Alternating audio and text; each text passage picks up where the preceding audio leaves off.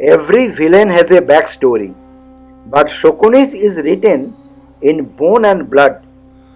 Imagine watching your father and 100 brothers slowly starve to death in a dark dungeon. One grain of rice a day between them, each one sacrificing his tiny morsel so that you, the most intelligent among them, could survive. Imagine carrying their remains in your pocket every single day as you walk the glittering corridors of Hastinapur. This is not the story of a man who was born evil. This is the story of a soul destroyed by grief and what happens when grief is never surrendered to God. Hare Krishna, welcome all of you back to the series of Mahabharata through the lens of Bhakti. We are starting episode 6, and in this episode 6 we are discussing whether Shakuni was a villain or a tool in the hand of Lord Krishna. Please continue till end of the series so that you will know the true story behind the dilemma of Shakuni. Hare Krishna. Before we go into the folklore, let me share something that most people do not know. In popular culture, in television serials and folk retelling, Shakuni is shown as a limping, broken figure with a crooked leg and a crooked heart person.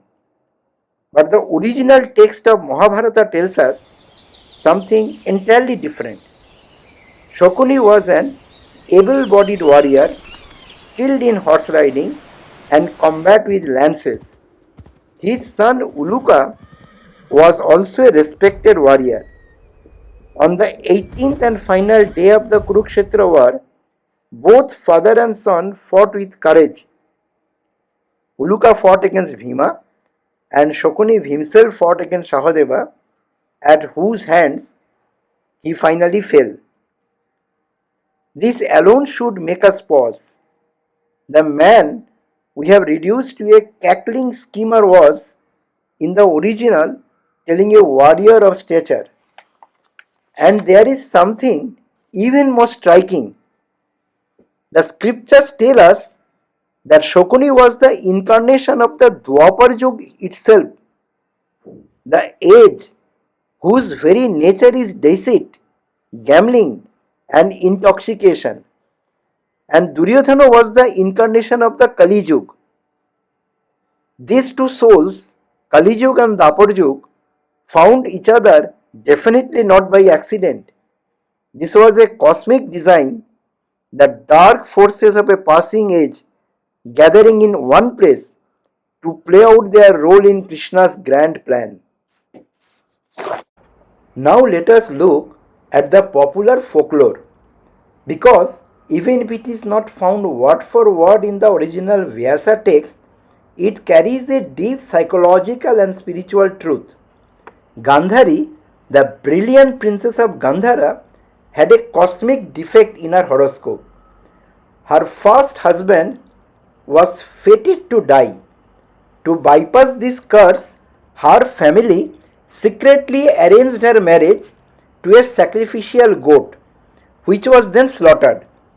She technically entered her human marriage already as a widow. When Bhishma Pitamaha sent his emissaries to Gandhara with a proposal for the blind prince Dhritarashtra, King Subala felt the full weight of Kuru military power behind these words. Let's be honest.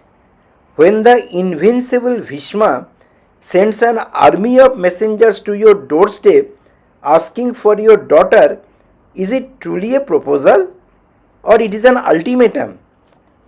King Subala accepted. But when Dhritarashtra later discovered that goat marriage, he felt he was deceived and his revenge was merciless. He imprisoned King Subala and all his sons in a dark, airless dungeon with just 1 grain of rice per person per day. Releasing and realizing that they are surely starved to death Very slowly, the family made a heartbreaking calculation. They pulled their single grains into one daily ration to keep one person alive.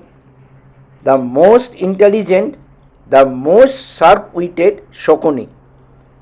One by one, Shakuni watched his brothers die, his father wither away and die in his arms. Before King Subala breathed his last, he struck Shakuni's leg deliberately, fracturing it so that every painful step his son took would be a living reminder of his vow. And then he said, "Take my thigh bones after I die, carve them into dice. My unavenged spirit will reside within them. They will roll exactly what you command." That is the folklore of how Shakuni entered Hastinapur. He did not enter as a happy uncle, but as a ghost seeking the slow mathematical annihilation plan of the entire Kuru bloodline. Now, here is something that will surprise you.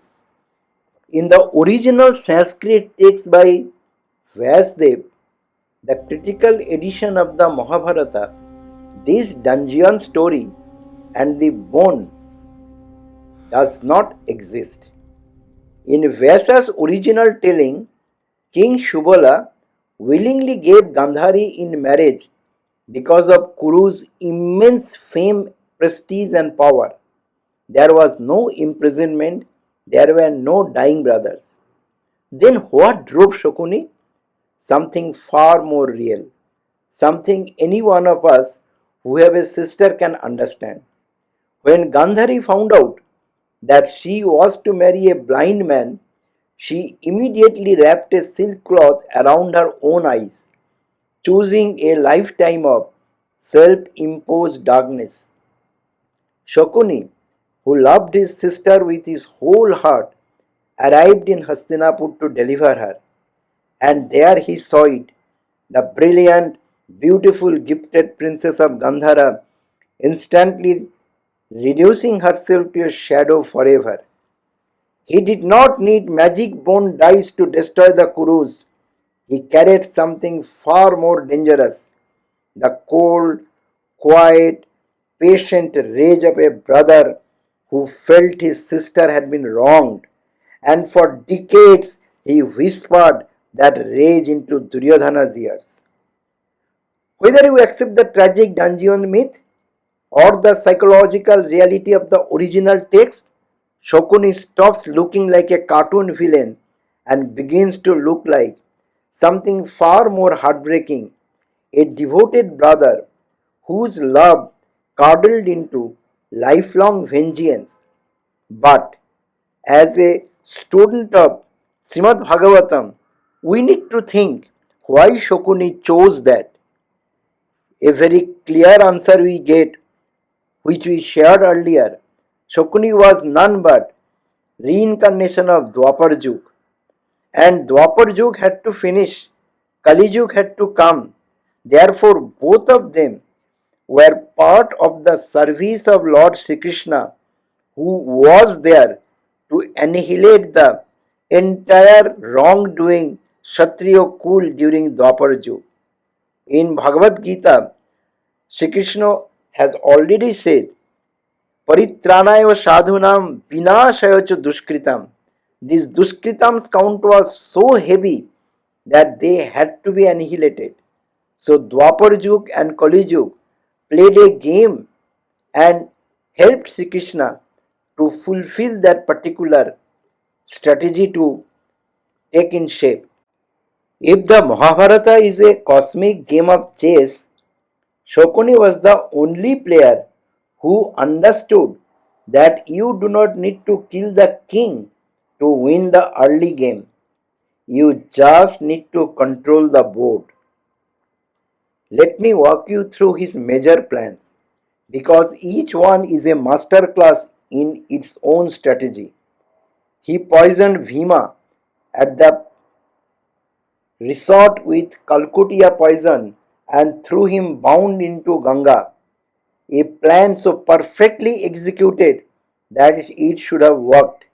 Only divine grace through the venomous bites of the Nagas which neutralized the poison reversed it. Bhima returned days later with a strength of 10,000 elephants. He designed the house of Lak, the Lakshagriha, a palace built entirely of flammable material so silently to cremate the Pandavas in their sleep. For months after, Hastinapur genuinely believed that Pandavas were dead. His absolute masterpiece was the Behold, dice my game in prince. the Sabha The Parva. dice obey He my will. identified Yudhishthir's two fatal weaknesses, a Kshatriya's compulsion to never refuse a challenge and a secret addiction to gambling without the necessary skill for it. What followed was the complete collapse of the Pandavas. Their wealth, their kingdom, their freedom, and the dignity of Draupadi all lost across a gaming board without a single drop of blood being shed. And then the second dice game, the Anuditya, ensuring 13 years of banishment, buying Duryodhana uninterrupted reign.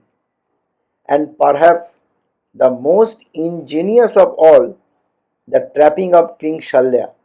Shakuni set up lavish rest station along Shalya's marching route so that the king, assuming it was Yudhishthir's hospitality, proclaimed aloud, "Whoever arranged this, I grant you any boon." Duryodhana stepped out of hiding and claimed it. Shalya, bound by his word, was forced to fight against his own nephew. Shakuni's plan Look at the did not mighty just kings succeed, walking in the they dust. dictated the entire timeline of Mahabharata. And yet, here is where we must pause and look through the lens of bhakti. Was Shakuni evil?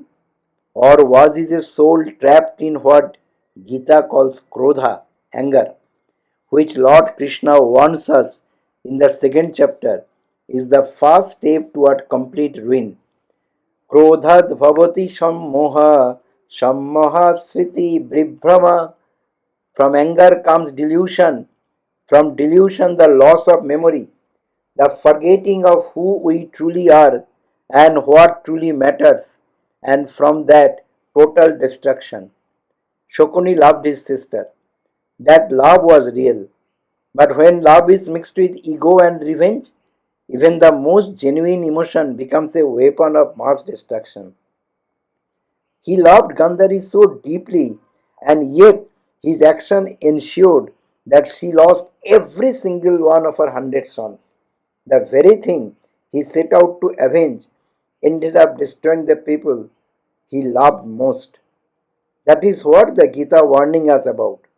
Injustice is real, wrongdoing must be addressed, but the path of personal vengeance carried over a lifetime, becoming the very purpose of one existence, is adharma.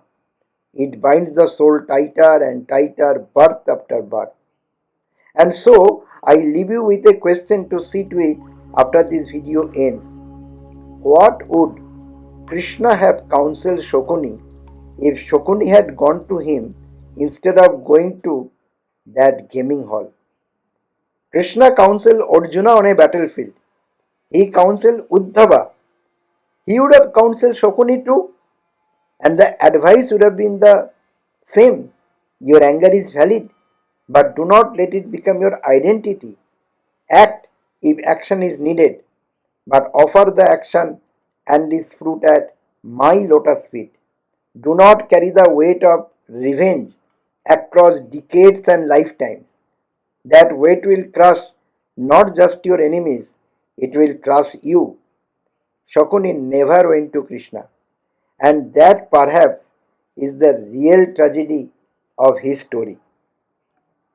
The Mahabharata does not give us simple heroes and simple villains. It gives us human beings, souls caught in the web of karma, desire, love, and pride, playing out their roles in a story that Krishna alone fully understands. Shakuni was an incarnation of Dwapar Yuga. He came to fulfill a cosmic purpose, and he did. But the lesson he leaves behind for us who are now living in Kali Yuga is stark and clear. Do not let grief become vengeance. Do not let love become possession. And whatever injustice life hands you, bring it to Krishna's lotus feet. He alone knows how to resolve what we, with our limited human intelligence, only know how to carry. My dear friend, this episode which I am telling, they are all very important and complicated one. Unless and until we understand the supremacy of the Supreme Personality of Godhead, it is very difficult to analyze that. Let's hope you like these episodes and continue for the next journey. Hare Krishna.